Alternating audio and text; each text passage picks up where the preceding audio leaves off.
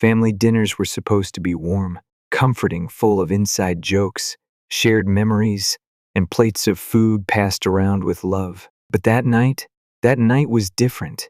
That was the night I realized just how deep the betrayal ran. I had been supporting my brother Ethan financially for 2 years. 2 years. Every month, without fail, I sent money to help him keep his life together. He had always played the struggling single dad card, painting a picture of hardship so convincing that I never once doubted him. His ex was, according to him, a useless deadbeat. The bills were endless. His kids, they needed everything. And I, being the responsible one, had stepped up. Until that dinner. It started off normal, too normal, in hindsight. My parents, Robert and Susan, were hosting, and everyone was there. The usual small talk filled the room, work updates, school gossip, casual complaints about life. Then Ethan started talking about a trip. At first, I assumed he was dreaming out loud, planning some imaginary getaway to escape the stress. But then he kept going. The resort was unreal, he said, casually slicing into his steak. Private beach, all-inclusive, best spa I've ever been to. Honestly, I don't think I've ever felt more relaxed in my life. I froze.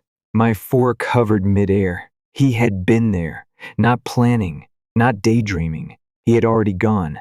Wait, I interrupted, leaning forward. You went to Hawaii? Ethan gave me a look like I had just asked the dumbest question imaginable.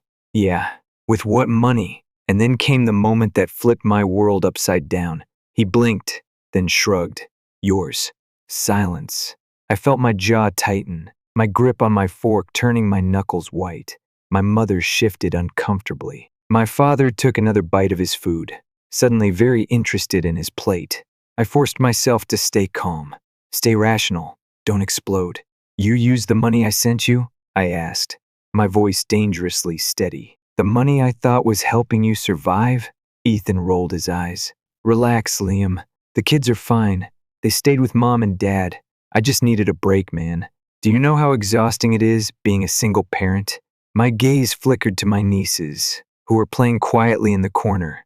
The same worn-out clothes, the same scuffed shoes. Meanwhile, their father had been sipping cocktails on a private beach. The room felt suffocating. So instead of paying off your bills, instead of buying new clothes for your kids, you decided that a luxury vacation was the priority? Ethan sighed, as if I were the one being unreasonable. I had to get out there, man. Meet people. I can't be struggling forever, you know? That's how I met Jessica. Who the hell is Jessica? His face lit up. Lit up. Dude, she's amazing. Runs her own business. Drives a Tesla. Across the table, one of our cousins muttered. So you used Liam's money to find a sugar mama? Ethan ignored them, still grinning. She's successful, mature. Exactly what I've been looking for. That was it.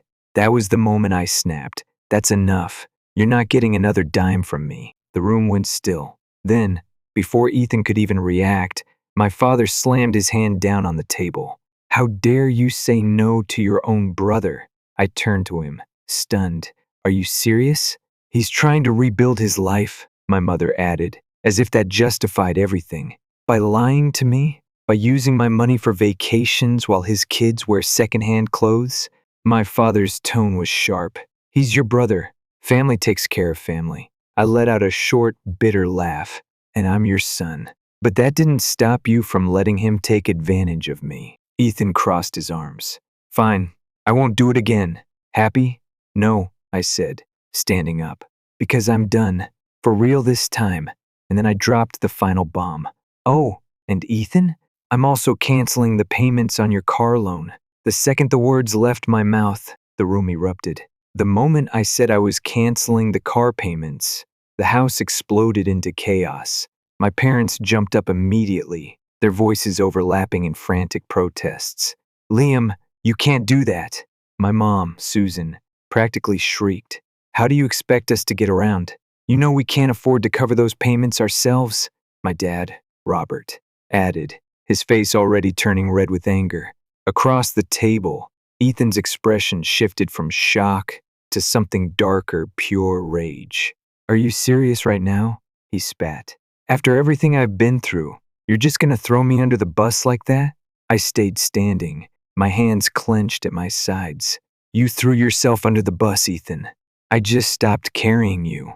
I turned and started walking toward the door, but before I could reach it, my mom's voice rang out, desperate and sharp. Liam, wait. I paused, looking back over my shoulder. If you stop helping us, I don't know what will happen to me, she said, her voice trembling. My health has been so bad lately. The stress could put me in the hospital. I exhaled sharply. Don't do that. Don't you dare use that against me. Her eyes watered, and for a second, I almost felt guilty. Almost. But then I reminded myself that this was exactly how they operated. Emotional blackmail. Guilt trips. Always making me the villain whenever I tried to set a boundary. Ethan scoffed. Fine. Be a selfish bastard. But you're making a huge mistake. I didn't say another word. I just opened the door, walked out, and didn't look back. The second I got home, I grabbed my phone and got to work. First, I canceled the automatic transfers for Ethan's rent and utilities. Gone. Then, I pulled up my parents' car loan, the one I had been covering for almost a year, because they swore they couldn't afford it, and canceled that too. It felt good. It felt damn good. Like I was taking back control of my own life for the first time in years. Then my phone started blowing up. The first text, Ethan. Ethan, what the hell, Liam? My rent just bounced. Fix it. I ignored it. Then my mom called. Voicemail. My dad called next. Declined. Then Ethan again. Then my mom. Then my dad. And then the guilt trips began. Mom, I hope you're happy. If I end up in the hospital from stress, it'll be your fault. I stared at the message, my jaw clenching. Not even a single apology. No acknowledgement of what they had done, just straight to making me feel like the bad guy. Then Ethan texted again. Ethan, you're seriously doing this? You're just going to let me and my kids end up homeless? You're unbelievable. I took a deep breath before replying. Me, you lied to me for 2 years. You said you were struggling, but you used my money for vacations. I helped because I thought you needed it. You don't. You're on your own now. His response was immediate. Ethan, wow, you're such a selfish bastard. Do you have any idea how hard it is to be a single dad? I need this trip. I was trying to find someone so I wouldn't have to struggle forever. But you wouldn't understand, because you don't care about family. I could feel my blood pressure rising. Me, your kids are wearing hand-me-downs while you're sipping cocktails at a 5-star resort. You weren't looking for a life partner, you were looking for a sugar mama, and you expected me to pay for it. Silence. For a few minutes my phone stayed quiet. Then my dad called. This time, I picked up. Are you out of your mind? He barked the second I answered. I sighed. What do you want, Dad? I want to know why the hell you canceled the car payments. We were counting on you for that. I let out a short, bitter laugh. You were counting on me? That was supposed to be temporary while you got back on your feet. It's been a year. You can't just take that away, he snapped. I can, and I did. There was a beat of silence. Then, with pure venom in his voice, he said, That's unforgivable. I gritted my teeth. You're punishing your own family over a stupid misunderstanding. Misunderstanding? I nearly shouted. Dad, he lied to me for 2 years, he scoffed. It's called helping your brother, Liam, something you obviously don't understand. I hung up. I thought that would be the end of it. I was so wrong. The next morning I woke up to 17 missed calls. Ethan, Mom, Dad, even a couple of texts from relatives asking what the hell was going on. I sighed, already dreading the day. I knew they wouldn't just let this go, but I wasn't expecting them to escalate things so fast. Then came the knocking. Loud, rapid, angry. I already knew who it was. I checked the peephole and yep, Mom and Ethan, both standing there, arms crossed, looking ready to tear me apart. I swung the door open. We need to talk, my mom said, pushing past me into my apartment. Ethan followed, slamming the door behind him. The second Ethan slammed the door behind him, I knew this wasn't going to be a calm conversation. My mother, Susan, wasted no time. She marched into my living room, arms crossed, already looking like she was about to start crying. What the hell is wrong with you, Liam? She snapped. I leaned against the kitchen counter, crossing my arms. Good morning to you too. She ignored that. You're going to fix this. Now. I let out a short, bitter laugh. Fix what, Mom? The fact that I stopped letting you all use me as a bank? Ethan threw his hands up. You're being insane, man. I have bills to pay. My kids need a home. You can't just cut me off like that. I narrowed my eyes. You mean the same kids you dumped on Mom and Dad so you could run off to Hawaii? His jaw tightened. It was one trip. Paid for with my money, I shot back. Mom stepped in, her voice softer now, her go-to-guilt trip tone. Listen, honey, I understand you're upset, but you're taking this too far. You can't just abandon your family like this. Abandon? I repeated, laughing dryly. Mom, I gave Ethan thousands of dollars over the last 2 years. I paid for your car. I helped every time you asked. And what did I get in return? Lied to. Taken advantage of. Ethan groaned. You're so damn dramatic. You're my brother. You were supposed to help me. I shook my head. Not like this. Mom's expression darkened. If you don't help him, what do you expect him to do? End up on the street? And us too? Is that what you want? I exhaled sharply, running a hand through my hair. You guys are not my responsibility, I said firmly. Ethan had plenty of money, but he spent it on himself. That's on him. Ethan's voice dropped into something almost threatening. I swear, Liam, if you don't fix this, I cut him off. You'll what? Go on another vacation? Buy a new designer bag? Cry to Mom and Dad some more? His face flushed with anger. You don't understand, Liam. You have no idea what it's like to be a single dad, and you have no idea what it's like to be used by your own family. I snapped. Mom grabbed my arm, her nails digging into my skin. Her voice turned desperate. Please, Liam, if you stop helping, I don't know what will happen to me. My health is already bad if I end up in the hospital over this.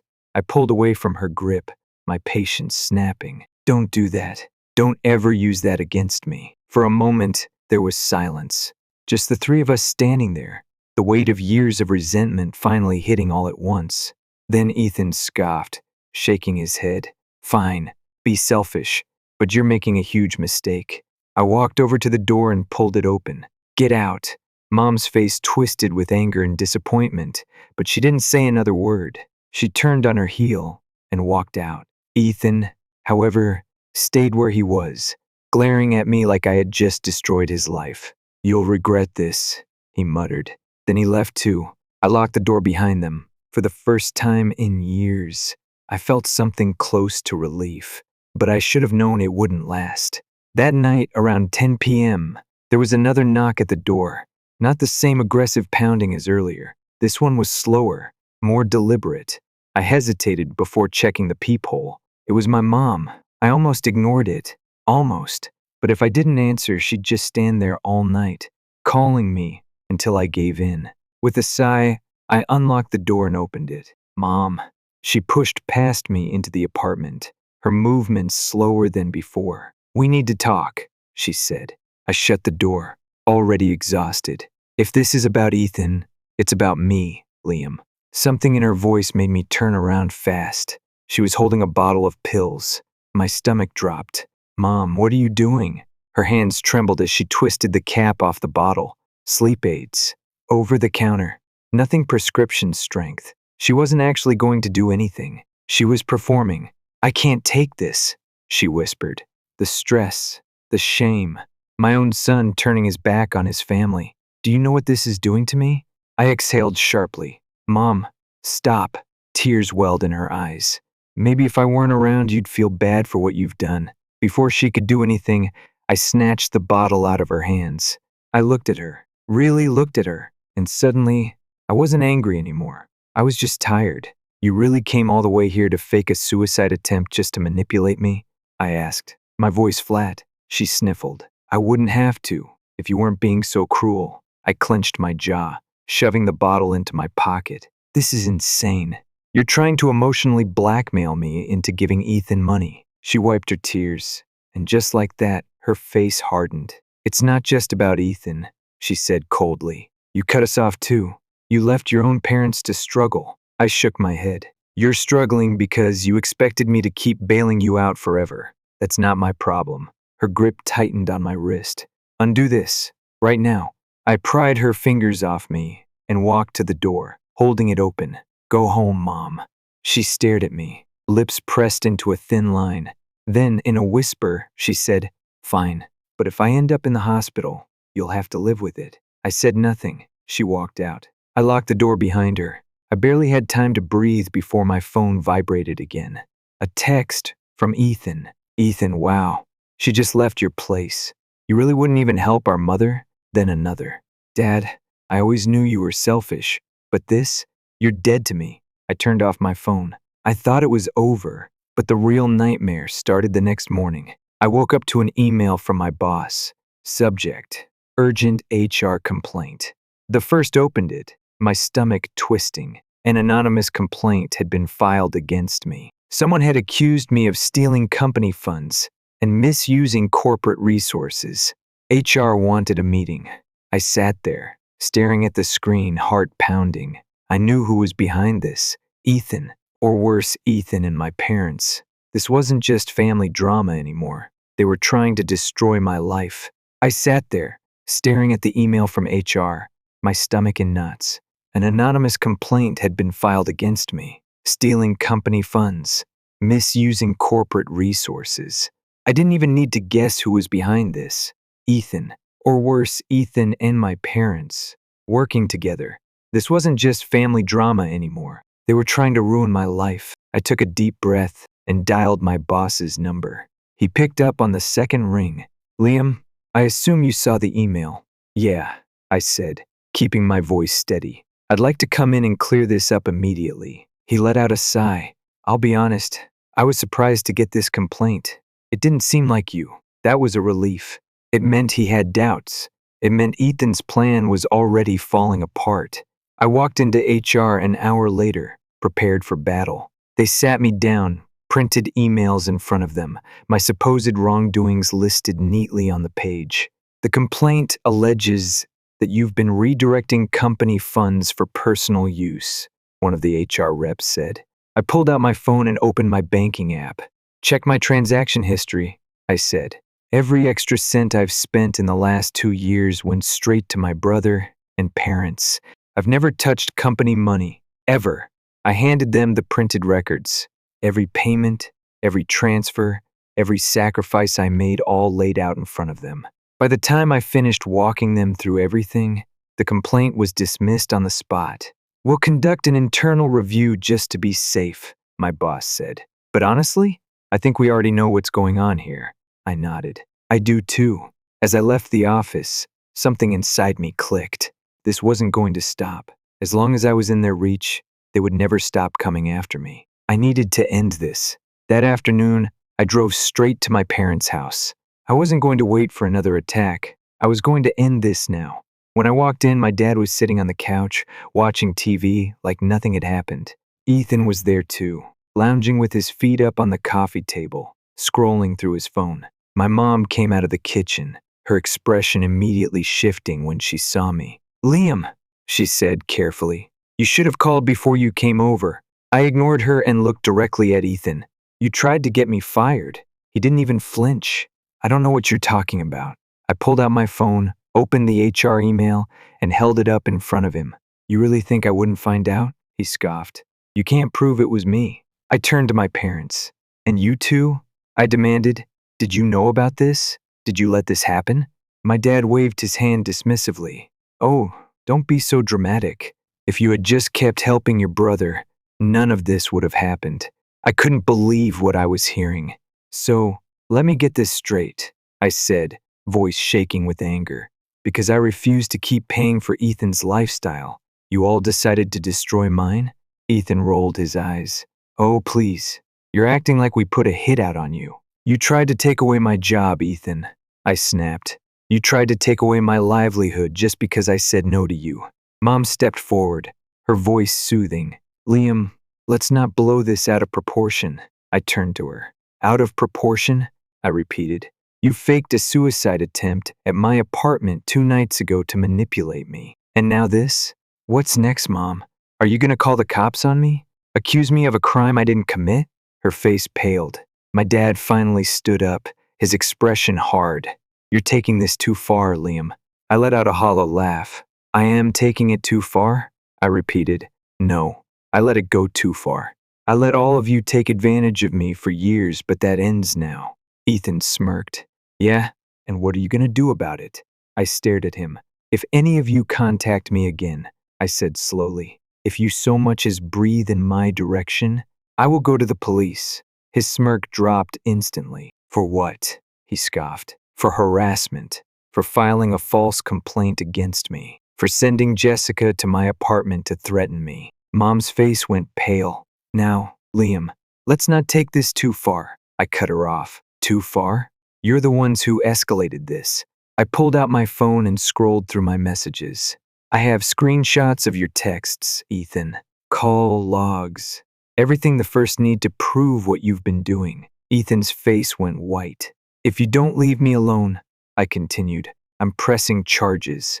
Silence. My dad's jaw tightened. Ethan's smug expression finally faded. And for once, my mother held her tongue. I turned toward the door. I mean it.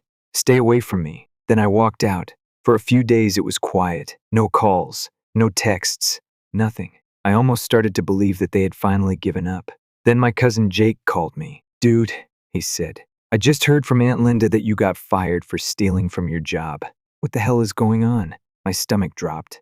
I didn't get fired, I said. Who told you that? Your mom, Jake said. She told Linda that you had mental problems and were pushing the family away. I exhaled sharply. Of course, if they couldn't control me anymore, they'd go after my reputation.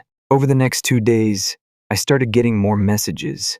An uncle called, saying he'd heard I was gambling. My grandmother left me a voicemail, saying she was praying for me because my parents told her I was having a breakdown. I was done. I opened the family group chat and started typing. Me, I'm hearing a lot of lies about me, so I want to set the record straight. I cut off financial support to my parents and Ethan because they were using me. They retaliated by spreading false rumors and even tried to get me fired. Nothing they're saying is true. If anyone has questions, ask me directly. Then the phone calls started again. But this time, it wasn't to yell at me. It was to support me. My aunt, my uncle, some cousins. One by one, they told me that they believed me, that they were disgusted by what my parents and Ethan had done. Then my uncle called my father directly. Leave Liam alone. If you keep this up, you're going to lose the rest of the family. And just like that, it was over. Even after my family finally backed off, I couldn't shake the feeling that they were just waiting for another chance, another way to pull me back in. People like them didn't change. They just regrouped, and I wasn't going to give them another chance. That night, I made a decision. I was done with them. Forever. The next morning, I sat at my desk, my coffee growing cold as I scrolled through job listings. For years, something had always kept me here: obligation, guilt, the false belief that I needed to be close to family. But now, there was nothing holding me back.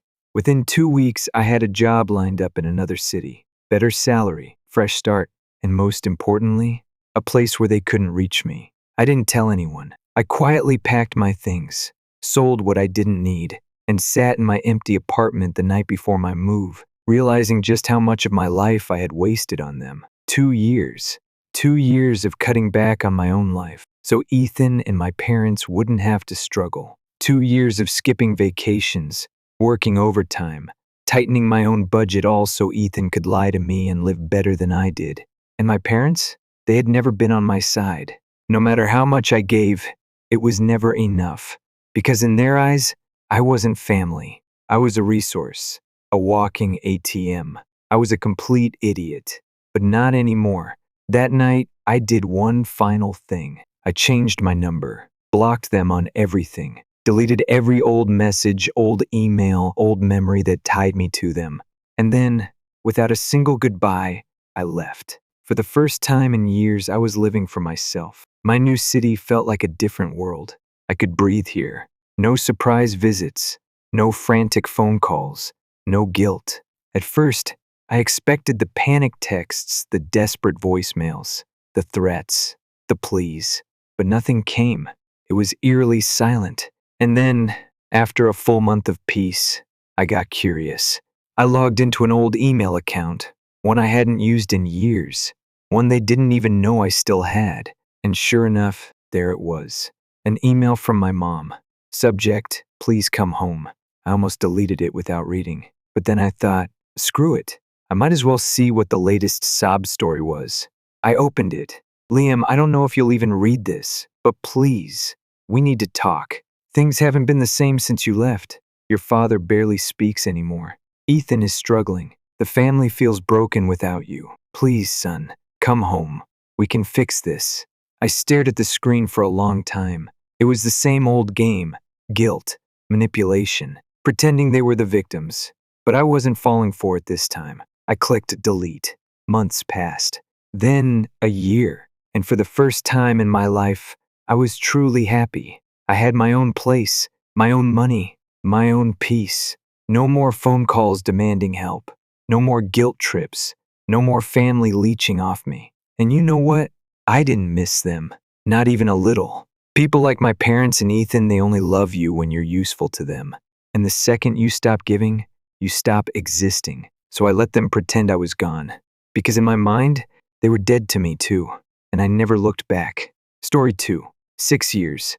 That's how long it's been since my life completely fell apart. I was 26 weeks away from marrying Rebecca, the woman I had loved since we were teenagers. We had been together for 10 years through high school, long-distance college years, and the early struggles of adulthood. I thought she was my soulmate. I thought wrong. A few days before the wedding, Rebecca sat me down with a look I had never seen before: guilt, fear, something else I couldn't quite place. She told me she was pregnant, but the baby wasn't mine. It was my younger brother's. William, 3 years younger than me, the golden child of our family, the one my parents had always doted on, excused, protected. He and Rebecca had been sneaking around behind my back for months, maybe longer. I never got a straight answer. I don't even remember how I reacted. There was yelling, disbelief, the feeling that I was drowning in my own rage and heartbreak. But the part that cut the deepest wasn't just that she had cheated on me with my own brother. It was that she wasn't sorry. She told me she had feelings for William, that she wanted to be with him, that she was leaving me, not just because of the baby, but because she had chosen him. And just like that, my entire life fell apart. I went to my parents, thinking they'd be just as horrified as I was. I expected them to be angry at William, to stand by me, to tell Rebecca she was a terrible person for what she had done. But they didn't. Instead, they told me to be happy for my brother, that things happen for a reason, that I should look at the bigger picture. My mother, in particular, was ecstatic about the idea of becoming a grandmother, completely ignoring the fact that her grandchild was the result of one of the worst betrayals imaginable. I couldn't take it. I packed a bag that night, left my hometown, and never looked back. For 6 years, I built a new life. I moved to a different city, threw myself into my career, and cut off all contact with my family. My father tried calling a few times in the beginning, but those conversations were short and surface level. My mother, William, and Rebecca, not a single word. I didn't even know my nephew's name. I tried dating again, but trusting someone after what happened felt impossible. I went to therapy. I worked on myself. I tried to move forward. And for the most part, I succeeded. Then out of nowhere, my phone rang. It was my mother. For a moment, I just stared at the screen. After 6 years of nothing, why was she suddenly calling me? Against my better judgment, I answered. She was crying. William had been in a serious car accident. He was alive, but paralyzed from the waist down. He wouldn't be able to work, take care of himself, or provide for his family. Rebecca was struggling to handle everything on her own. And now, after years of silence, my mother was asking me for a favor. She wanted me to come back, not just to reconnect, not to apologize for the way they had abandoned me. She wanted me to step in, to be a father figure to William's child, to support Rebecca and help take care of the family while William recovered. I almost laughed. 6 years ago, they didn't care about what I had lost. They told me to be happy for William, to move on, to accept the betrayal like it was no big deal. But now that their perfect son was suffering, now I was family again, I told my mother no. She accused me of being selfish, of holding on to the past, of turning my back on family. I reminded her that they had turned their backs on me first, that they had made their choice 6 years ago, and now they had to live with the consequences. Before hanging up, I told her not to call me again unless it was to apologize. I should have felt victorious. I had finally stood up for myself, refused to be manipulated, but as I sat there staring at my phone, a heavy feeling settled in my chest. Did I do the right thing? A part of me knew William's child wasn't to blame for any of this, and despite everything, there was still a small part of me that cared not for Rebecca, not for my brother, but for the family I once had. Some of my friends told me I was justified, that I didn't owe them a damn thing. Others said I should at least consider something if not for them, then for the kid growing up in a broken home. I didn't know what to think. I had spent years healing, trying to put my past behind me. Now, my past was knocking on my door, and I had no idea whether I should answer. I ignored my mother's calls for the next few weeks. She left voicemails, sent texts, even got my father to call. Every message was the same pleading, guilt-tripping, begging me to come back. Not to visit, not to talk, but to step in and help Rebecca and William's child like I somehow owed them anything. At first, it was easy to ignore. I had done it for 6 years after all, but the more they pushed, the more the thoughts crept in. I wasn't considering helping them, but I was curious. How bad was William's condition? Would he ever walk again? Would they still be calling me if he had made a full recovery? I hated that a small part of me cared. So after 3 weeks of constant pressure, I made a decision. I'd go back. Not to help, not to forgive, but just to see the situation for myself. To hear the truth with my own ears instead of through my mother's desperate, one-sided version of it. I told myself it was just one visit. I had no idea what I was walking into. The drive back to my hometown felt surreal. It had been 6 years since I last saw that stretch of highway, the landmarks I used to know by heart. Everything looked the same, but I felt like a stranger passing through. When I arrived at the hospital, I hesitated outside for a long time before finally stepping in. I wasn't ready to see them, but I couldn't back out now. I found William's room easily. My parents were already there, sitting beside his bed, looking older than I remembered. When they saw me, they lit up like I had just returned from war. "Oh, Daniel, you came," my mother said, rushing to hug me. I took a step back. "I just came to see how he's doing," I said flatly. That was the first awkward moment. The second was when my eyes landed on Rebecca. She was standing by William's bed, her hair pulled back, dark circles under her eyes. For a second, she just stared at me. I stared back. The last time I saw her, she had been walking away from me, choosing my brother over the life we had built together. Now, she looked exhausted, worn down. I felt nothing. I turned back to my father. "What's the diagnosis?" He cleared his throat, as if thrown off by how businesslike I was being. "The doctors say he's paralyzed from the waist down. They're not sure if it's permanent, but it doesn't look good." I glanced at William. His eyes were closed, his face pale. For the first time in my life, my younger brother looked small, weak, vulnerable, and I felt conflicted, not happy, not satisfied, just tired. I wasn't sure what I was supposed to say, so I just nodded. "I see." A few seconds of silence stretched between us. Then a small voice piped up. "Mommy, who's that?" I turned. A little boy, maybe 5 or 6, was peeking around the door, looking at me with big, curious eyes. He had Rebecca's face, but William's dark hair. For the first time, I was face to face with my nephew, the kid I had never met, the kid I had never wanted to meet. Rebecca cleared her throat. "Oliver, this is your Uncle Daniel." Oliver. That was his name. The boy tilted his head, confused.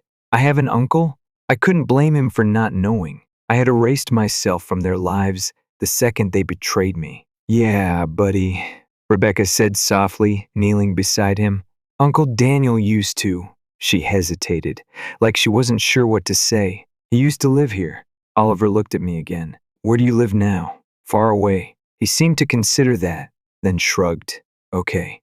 And just like that, he lost interest. He shuffled over to William's bed, climbing up carefully to sit beside his dad. I didn't realize how much I had been holding my breath until I finally exhaled. This was too much, too weird, too real. I wasn't sure what I had expected coming here. but it sure as hell wasn't this. I needed to leave. But my mother had other plans. She convinced me to come back to the house just for a quick talk. I should have known better. The second we walked in, she started laying it on thick. Rebecca is overwhelmed, Daniel. She's taking care of Oliver, taking care of William, running the house all by herself.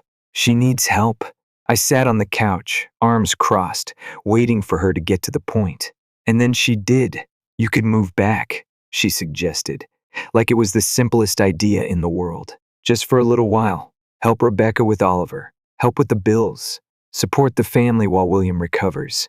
I almost laughed. She actually thought I would come back here and play husband to the woman who betrayed me? That I would be a father figure to the child that was supposed to be mine? I shook my head. No, absolutely not. My mother's face twisted in frustration. Daniel, I don't understand. How can you be so cruel? This is your family, I snapped. No, Mom. They stopped being my family the second they chose to betray me. The second you defended them instead of me. The second you told me to be happy for my brother instead of standing by your own son. Her face paled. My father shifted uncomfortably. Rebecca looked down at her lap. I took a deep breath. You're only calling me now because you need something from me. Not because you miss me. Not because you regret what happened.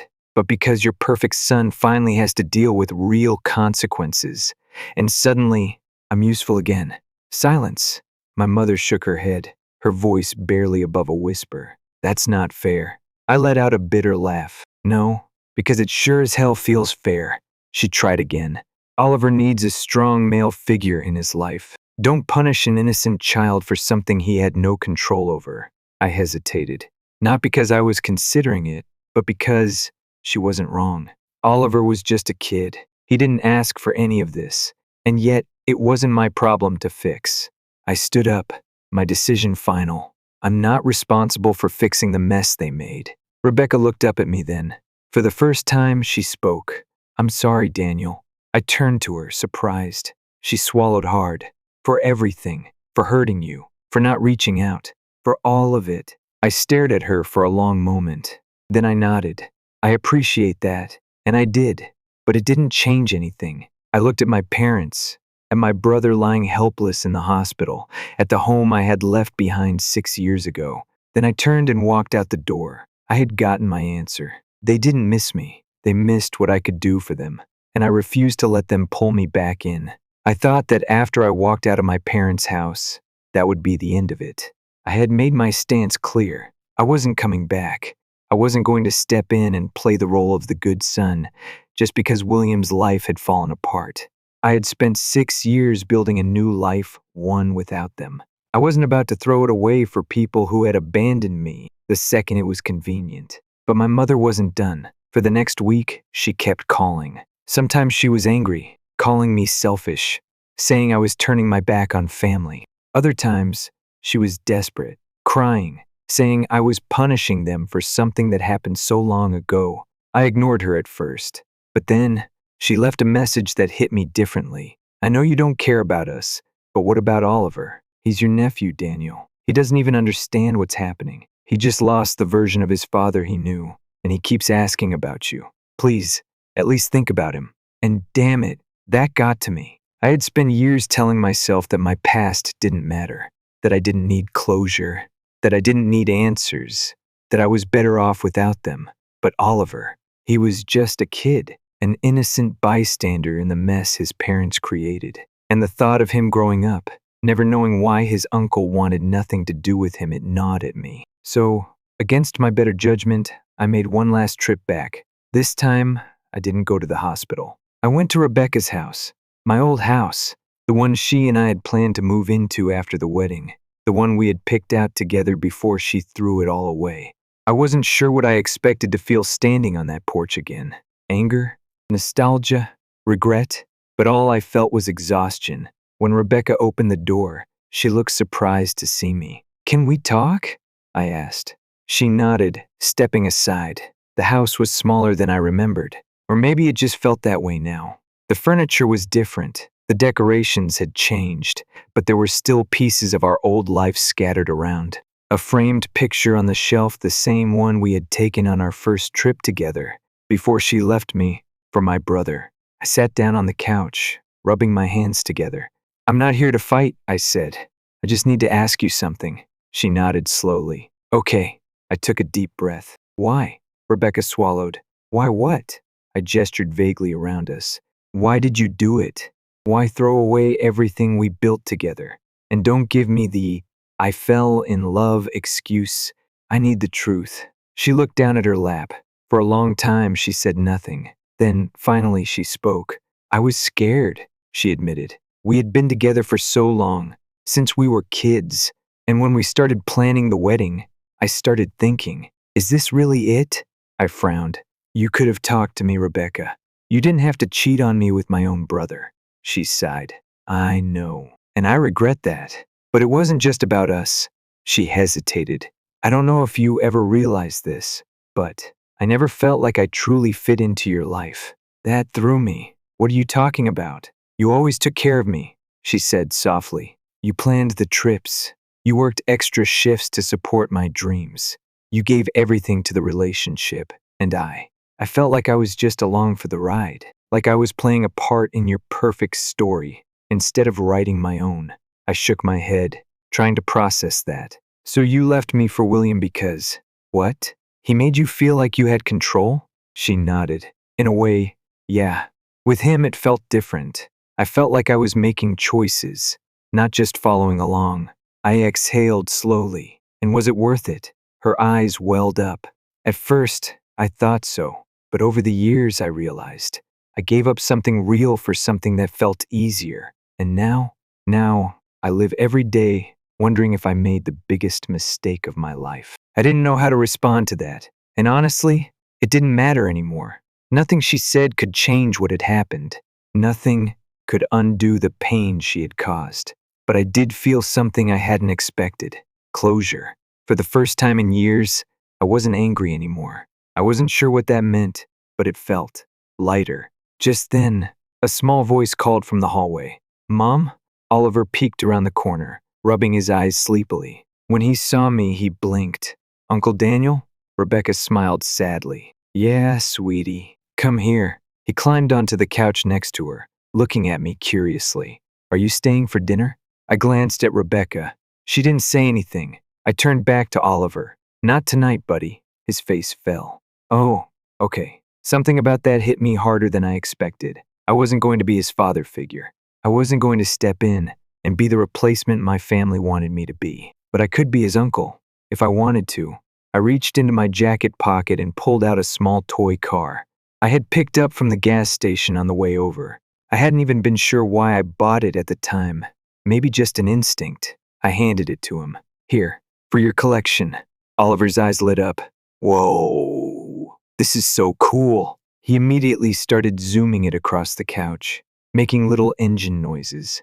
Rebecca watched him, then looked at me. Thank you, I nodded. Take care of him. And then I stood up and left.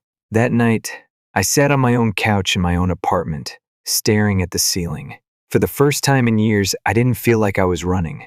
I wasn't part of their family anymore, not in the way they wanted me to be. But maybe, just maybe, there was a way forward that didn't involve shutting the door completely. I didn't owe them anything, but Oliver, he was just a kid. And if he ever needed an uncle, well, maybe I could be that, on my terms, at my pace. For the first time since this whole mess started, I felt like I was finally free.